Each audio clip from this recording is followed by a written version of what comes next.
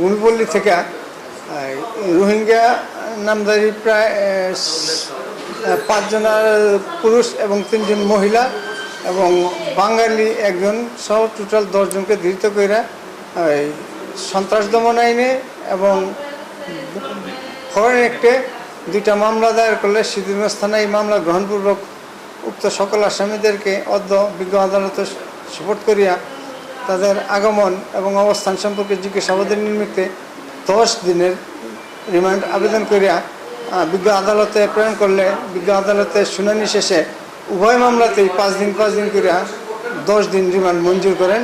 আসামিরা এখন কারাগারে যাবে, কারাগার থেকে আইন প্রয়োজনে তাদেরকে জিজ্ঞাসাবাদের জন্য সংশ্লিষ্ট থানায় নিয়ে যাবে। না, এই যাবৎ তদন্ত এখন পর্যন্ত তাদের বিরুদ্ধে পাওয়া যায় না, তবে আছে কিনা এটা সংশ্লিষ্ট আইনেরা। 1 নম্বর আসামি আতাউল্লাহর বিরুদ্ধে একাধিক মামলা আছে, এটা ওই আয়ু যাচাই বাছাই করতেছে।